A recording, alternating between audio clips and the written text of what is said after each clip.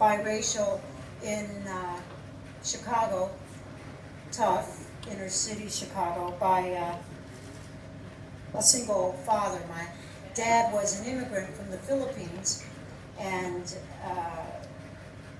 he was almost 42 when I was born, and he met my birth mother, who turned 17 5 or 6 days before. Anyway, it wasn't a marriage made in heaven, and he raised me. She was Irish and he was Filipino. And this is right after World War II, when there was a lot of prejudice. There's a lot of prejudice now with Arabs. There's a lot of prejudice, period. What I call contrived barriers for people that are different or seen different. And so I wrote this based on my own spin on how I see the world. This first one is called Back Talk, and we grew up with a lot of immigrants in Chicago. I just thought that was natural, but they all came after World War II. There were Polish, and there were Czechs, and there were Asians, and French, and many, many Jews after the Hitler's reign, and it was just natural for me. But I picked up every language, I think, mostly the dirty words, but here goes. This is called Back Talk. When I was a kid, I could scoot around on my mental roller skates to any city block in Chicago and speak the language of the hood, the words which colored that culture. I spoke enough Polish to order the best pierogies or tell off a punk Polak. I used my basic Spanish to shop at the local Puerto Rican mercado, and Italian to flirt with cute Dago boys. Foreign phrases common to those old neighborhoods stuck with me. Afangu, of course with rude arm gestures. Jak się masz? ¿Dónde está el baño? Dziękuję, ¿qué pasa? They flew effortlessly off my tongue. The years have now confused my links to language, with detours to other definitions and passing phrases, with traffic delays around newly constructed words. Old lingo now lingers on street corners I can't find.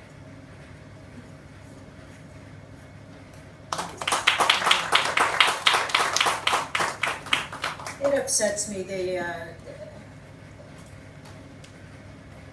The 60s were very turbulent, but I thought that I was part of the generation that was going to solve all the world's problems, and here I am, nonstop war, 50 years down the road, and anyway, this was my perspective as a young woman called Peacemakers.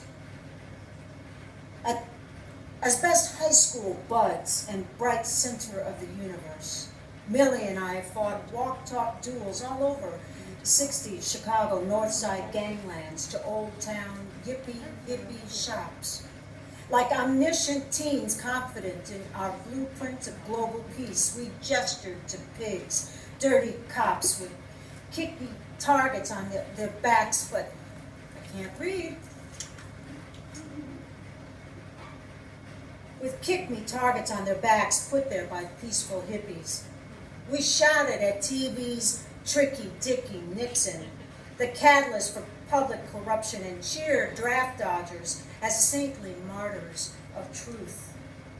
Black and white rules rocked our world. We survived the '68 riots in our short-tempered neighborhood. At carbon-copied class reunions, we traded vacant conversations, which were polished summaries, replete with photo highlights and footnotes of freaky physical changes. After the rehearsed revelations, we'd recoil to merry-go-round lives with the same stale headlines. Time has not changed news or the probability of new. Activists to time watchers, we baby boomers now wait for the next generation. to bring us closer to peace.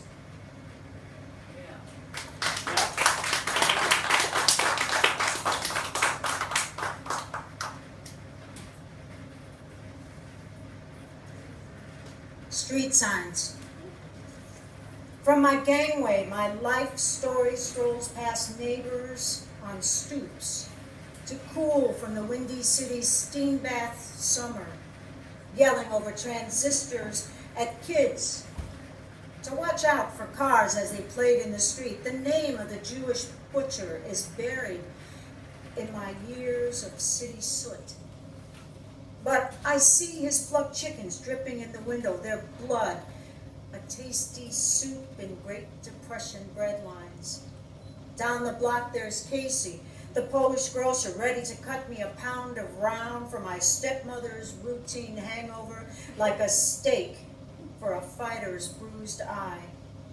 The coin laundry at the busy corner waits for me to drag the bag to wash family rags as I hang with bums who sleep there full cycle. We nod, but never eye each other, the shame too thick. New money solicits worry-free success stories in the windows of these embattled Chicago bricks. Faint lines of the butcher store haunt the fringes of new fancy lofts.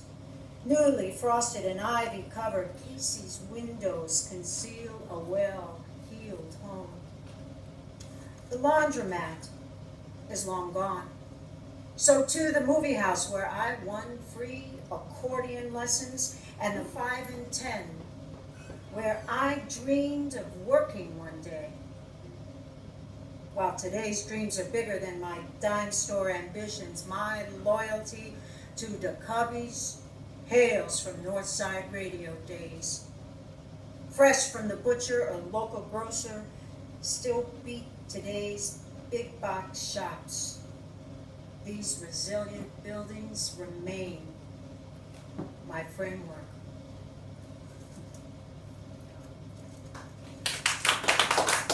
Thanks.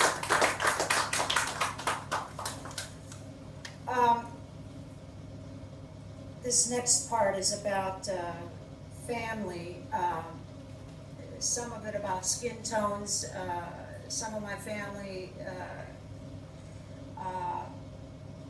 are not, they just don't fit in boxes. Some are gay, some are light, some are dark, some are white, some are brown, some are black, some are whatever. And so this is my impression of my family. Cast out. My urban ghetto was a soup kitchen of immigrants, black, white, Hispanic, Slavic, stirring up their own gang turfs, crews, and church creeds. Threatened like feeling a switchblade to throat. Nobody crossed territory marked in piss by different dogs. Dark mahogany. My Filipino father honed an appetite for white women. 8, at least 3 wives, I heard. 2 blondes and an Irish redhead. My teen mother who fled before my first birthday. His American dream came at a stabbing price. Serial divorces. As a child, piercing stares delivered as daggers were thrown my way, disguised as routine pastimes, merely glances from zoo visitors inspecting a curious cub. But their surveillance skittered when I looked their way, like a wolf spider discovering it's the one now being hunted. I zigzagged scars across father to stepmother, then pretended to settle on others. They scanned me last for telltale moves on my milk chocolate features to spit out right after we left. There were breakups by college boys after meeting their parents who'd skewer me with steel words like, "Don't get involved with her, son. Face the color facts." To this day, questions from strangers about my heritage and "Where are you from?" really intending What are you? After auditions, I get, sorry, you're just not the right look for us. Even my in-laws warned, son, we're worried about more problems if you have children. Bigotry cut through whitewashed walls to the full-blooded Filipino world that erased me. Shunned at celebrations, cut from Tagalog dialogue, forgotten in family headlines, and denied my birthrights. There was no need for my parents to hint, joke, or talk about invasive scrutiny because each had identification cards, one for brown and one for white, exclusive memberships. I held a green card, alien resident, subject to restrictions without notice.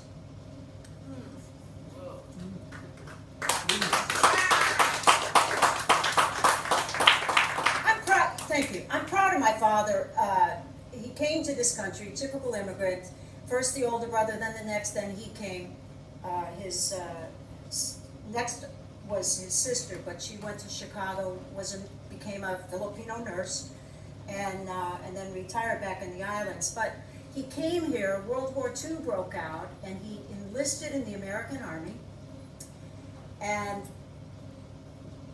then they had segregated units, black segregated units, Filipino segregated units, and they sent this unit of Filipinos only back to the Philippines, of course, led by white officers, and fought the Japanese in the caves. And that's how he became a naturalized citizen. And he was very, very proud to be an American citizen and die-hard Republican till the day he died. The United States could do no wrong. Well, I'm not going to get into too many commentaries tonight. Oh, okay. Anyway, this is from my dad. It's called Her Anthem for a Soldier Come Home. You enlisted at 39, a fat Filipino immigrant, for a chance to fight invaders back home like a brown-skinned John Wayne. Your new land strapped you in a girdle to trim your girth and made you a flamethrower fueled by your own anger against the Japs. In a segregated unit, you returned home the first and last time to set fires to caves where you had played, to roast the enemy then hidden deep in once virgin jungles, like an infestation of vermin. The dead and tortured, half-dead of faces familiar made it easier to kill and to suffer your own sacrifices in silence. Mine sores, jungle rot, and government double-dealing paraded at recruitment banners of benefits and naturalization were muddied in post-war streets of Asian prejudice. Color denied a hard-fought place in line for veterans, but you beat the odds like a big-time lottery winner. You became a citizen with some medals to shout your worth. You imbibed the New World sacraments, language, liquor, and alabaster women. That trademark tried and true smile with a VFW cap plastered on top still speaks in English only, of allegiance to an adopted country that can do